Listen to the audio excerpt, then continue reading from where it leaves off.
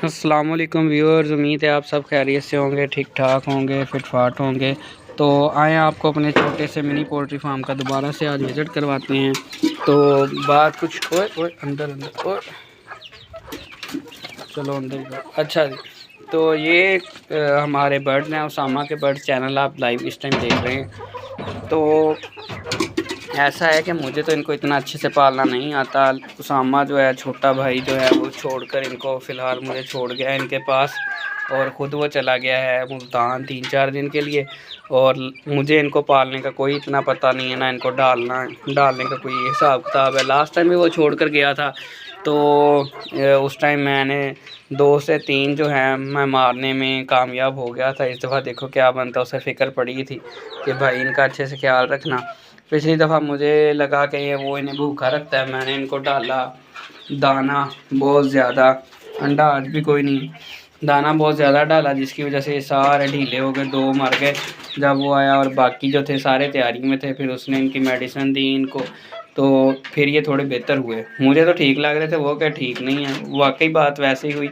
शाम के टाइम जब मैं दोबारा आया हूँ तो वो 1-2 मरे पड़े थे, और बाकी कहता सबको बुखार हुआ है। तो उसे ही पालने का ज़्यादा शौक़ है, उसे ही पालने आते हैं। मुझे ना इतना शौक़ है, ना इनका कोई हिसाब किताब पता है कितना इनको दाना डालना है, कब क्या डालना है। गाइड तो वो करके गया है, अब देखो क्या करता हूँ मैं इनके साथ। ठीक है, इनमें उससे सबसे ज़्यादा फ़िक्र वो वाइट वाली सील मुर्गी की थी, ठीक है, और वो जो बैंटम है नस्ल हमारे पास उसकी थी। बाकी ये है कि उसने भी साथ साथ ही सीखा है, ये पहले उसको भी इतना एक्सपीरियंस नहीं था। जब हमने स्टार्ट लिया था, ये सारा सेटअप बनाया था, तब उसका भी एक्सपीरियंस समझ लें ज़ीरो था। लेकिन ये है कि उसे शौक़ बहुत ज़्यादा है, मुझे इतना शौक़ नहीं है। और उसकी मुझे कॉल आई थी कि आप वीडियो भी बना देना, और दूसरा ये है कि मुझे भी वीडियो भेज देना कि इनकी क्या सूरत हाल है, ज़िंदा हैं या बच गए हैं। उम्मीद है कि कल तक वो वापस आ जाएगा, ठीक है, और आके ख़ुद ही इन्हें संभालेगा। इस दफ़ा मैंने फिर डर डर के इन्हें थोड़ा थोड़ा ही डाला है दाना कि बस ये ज़िंदा रहें उसके आने तक, ठीक है, और वो मेरी शामत ना लेके आए और आके इन्हें खुद ही संभाल ले। तो बाकी ये है कि शुरू में हमने जो पाले थे इस टाइम इनकी तादाद 30 है, ठीक है, और अंडे भी दे देती हैं ये 2-4 आ जाते हैं। आज अभी तक कोई नहीं आया, शाम तक शायद इन्हें थोड़ी सी शर्म आ जाए और ये 1-2 अंडे दे दें। वो वजह ये है कि इसमें से सब की उम्र जो है वो एक जैसी नहीं है। कुछ की उम्र जो है वो पूरी है, अंडों वाली है, और कुछ मुर्गियाँ जो हैं वो भी छोटी हैं, वो हमने बाद में ली थी।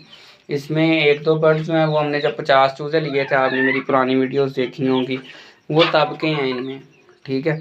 उन 50 में से तब कोई तजर्बा नहीं था, कोई इतना पालने का पता नहीं था। कुछ दोस्त भाइयों ने यूट्यूब पर कमेंट दे के हमें गाइड किया, कुछ हमने मुख्तलिफ यूट्यूब चैनल सुने, उनसे इन्फॉर्मेशन ली। डॉक्टर फैसल हैं हमारे इधर करीबी, उनका इंटरव्यू भी इस चैनल पर पड़ा हुआ है, उनसे हमने रहनुमाई ली गाहे बगाहे। तो हमें काफ़ी आइडिया हो गया इनकी वैक्सीन, इनकी बीमारियां, एंडी की बीमारी, कुरेज़ा की बीमारी, गम्बोरो की बीमारी, और इनकी वैक्सीनेशन, ठीक है, और इनको नज़ला ज़ुकाम बुखार।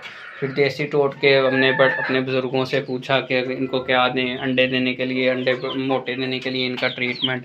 ये सारा नॉलेज साथ साथ ही आया। जब इंसान एक काम में पड़ जाता है उसे तब भी एक्सपीरियंस होता है, जब वो करेगा ही कुछ नहीं तो उसे कुछ नहीं पता चलेगा कि यार ये कैसे है। दूसरा ये है कि हमारे जब हमने पहले ये 50 चूज़े लिए थे ना, तो उनमें से सिर्फ 2 बचे, बाकी सारे मर गए। अगर अब हमने भी छोड़ देना था, अगर हम आम रूटीन में होते कि यार ये तो मर गए हैं हम नहीं पाल सकते, लेकिन हमने ये खर्चा किया हुआ था इतना सारा। ये दीवार पे 2-3 हज़ार ईंट लगी, आपको पता है इस टाइम ईंट का रेट जो है 7-8 हज़ार रुपया है, 2 ईंट का भी। तो ये छत वगैरह का खर्चा किया, तो हमने कहा अभी 50 चूज़ों के बदले सारा खर्चा ज़ाया ना हो जाए, फिर डालें। बस उसी एक खुशकिस्मती से जो है हमने और परिंदे लिए, तो वो अल्लाह का शुक्र है पलना शुरू हो गए, वरना हमने भी छोड़ देना, जैसे हमारी पाकिस्तानी की आदत है। वो कासिम अली शाह साहब भी कहते हैं कि जब आप एक काम करते हो उसमें लॉस आता है तो उसे बदलो मत, क्योंकि उसके बारे में तुमने अब कुछ सीख लिया है। जब हम नया काम शुरू कर देते हैं, हमें उसका भी नहीं पता होता, हमें ज़ाहिरी बात है उसमें भी लॉस आएगा, फिर हम तीसरा काम शुरू कर देते हैं। अपना काम कभी चेंज ना करो अगर आपको लॉस भी है। ज़ाहिर है आपने इसमें एक्सपीरियंस तो ले लिया ना, अब नेक्स्ट टाइम आप उस गलती को अवॉइड करोगे। तो वही वाला काम हमारे साथ ज़बरदस्ती हो गया। 50 में से 48 चूज़े मरने के बावजूद हमने इस कॉस्ट को कवर करने के लिए हमने और चूज़े डाले। हमने कहा नहीं यार अब ये करना है, इतना खर्चा करके अब एक ही दफ़ा मर गए हैं तो इसका मतलब ये नहीं है कि हम इनको दोबारा ना रखें, ठीक है। अभी ये इंशाल्लाह मैंने उसे मना कर दिया, मैंने कहा और कोई अंदर इनमें शामिल नहीं करना, इन सब को अंडों तक लेके जाओ आप, ठीक है। इनमें से 25 मुर्गियाँ हैं, 25 में से अगर 15-16 अंडे भी आपको मिलना शुरू हो जाएं, 17-18 अंडे मिलना शुरू हो जाएं तो काफ़ी इनफ है एक दिन के। आगे सर्दियाँ आने वाली हैं, सर्दियों में आपको पता है अंडे की डिमांड काफ़ी ठीक ठाक होती है, आप वो चाहे घर इस्तेमाल करें चाहे उन्हें सेल करें। नेक्स्ट टाइम ये जो जगह आप देख रहे हैं ये इतनी है कि इसमें कम से कम 300 मुर्गी पाल सकते हैं हम। तो नेक्स्ट टाइम मैंने कहा तुम्हें जब इनको कामयाबी से पाल लोगे ना, तुम्हें मैं पैसे दूंगा तो तुम जो है ना यहाँ पे 300 बर्ड्स रख के पाल सकते हो। और आपके साथ हम इसी चैनल पर इंफॉर्मेशन शेयर करेंगे। अगर तो ये वाकई 17-18 अंडे देना शुरू कर देती हैं अभी नेक्स्ट 2-3 मंथ के अंदर, तो ये आपके घर का खर्चा उठा लेंगी। तकरीबन हमारे घर का जो खाने पीने का सामान है 15 से 20 हज़ार का आता है, मंथ का इकट्ठा लाते हैं, तो 15 से 20 हज़ार का एक्सपेंस उठा लेंगी, उम्मीद है इतने में। और अगर 200-300 मुर्गी आपने घर में ही रखी हो, ये घर में ही सेटअप है, ठीक है, तो आपने घर में अगर इतना छोटा सा सेटअप बनाया हो, इनका आपके पास वंडा पड़ा हो और इनका दाना पड़ा हो, इनका जो खुराक है, और गंदम के दाने आपके पास पड़े हों, ठीक है, आपको इनका नॉलेज, सबसे इम्पोर्टेंट नॉलेज है कि इनको बीमारी कब और कौन सी आती है और इनकी तशख़ीस। इनको अगर आप 2 दिन गौर से नहीं देखोगे तो ये मर जाएंगी, क्योंकि इनको बड़ी बारीक बीनी से देखना पड़ता है कौन सी मुर्गी इकट्ठी होकर खड़ी है, कौन सी मुर्गी ढीली है, उससे फिर बाकियों को भी बीमारी लगती है, ठीक है। और आज मुझे वाकई 1-2 ढीली लग रही हैं, ये सामने खड़ी हैं, इनको मेडिसिन देते हैं, अभी पास जाता हूँ, अगर तो भागेंगी एक्टिव तो ठीक है, नहीं तो काम ख़राब है। अच्छा जी, तो बस ये आपका एक्सपीरियंस साथ साथ आता है। गर्मी की शिद्दत में इनको बहुत ज़्यादा गले से खर कर की आवाज़ आना शुरू हो जाती है, ये बहुत कॉमन मसला है इनका। फिर दूसरा मसला ये है कि जब एक बीमार होती है ना, पीछे लग के बाकी सारी भी हो जाती हैं, तो आपका सारा जो प्लान है वो चौपट हो जाता है, ऐसी बस समझ लें 2 दिन के अंदर अंदर। इनको अब बड़े हो गए जाते हैं जब ये, तो इनको बीमारी कम आती, लेकिन जब आ जाए तो फिर ये भी नहीं बख्शते। तो अगर आप 200-300 मुर्गी घर में पाल लेते हैं तो आपको मैं कहता हूँ ईज़िली 50,000 टू 80,000 तक आपको सेविंग है।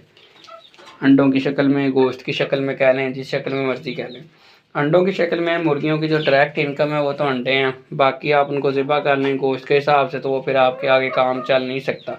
अब जब ये इसका हम इस फ्लॉक को चेंज करेंगे ना जब, तो फिर हम प्रॉपर तरीके से, हमें ज़ाहिर बात है पहले से तजर्बा भी ज़्यादा होगा, हमें नस्लों का भी पता चल गया काफ़ी ज़्यादा कि गोल्डन मिस्री में देसी कौन सी है, मिस्री कौन सी है, उसके अलावा एक और नाम लेता होता है छोटा, मेरे जहन से निकल गया है, क्या होता है वो, सिल्वर गोल्डन पता नहीं कहता होता है, लूमन कहता होता है। लूमन बहुत अंडे देती है, ऑस्ट्रोलूप बहुत अंडे देती है, लेकिन ऑस्ट्रोलूप पे मेरा ख्याल है वो अपने इलाके की जो है वो हैन नहीं है, वो ऑस्ट्रेलिया की सबसे फेमस जो ब्रीड है, मैं एक दिन सर्च कर रहा था नेट से, तो वो ऑस्ट्रोलूप है। वो दिन 1 साल के आई थिंक 300 एग्स देती है, और 1 साल में 365 दिन होते हैं ना, 300 अंडा देती है वो 1 साल के अंदर। उसकी एग्स प्रोडक्शन सबसे ज़्यादा है, लेकिन वो अपने पाल नहीं सकती।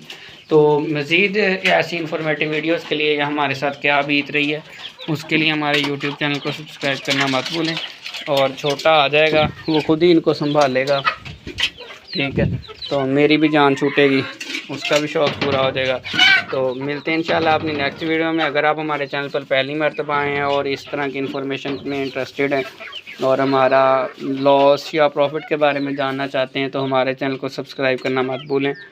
दुआओं में याद रखिएगा। अल्लाह हाफ़िज़।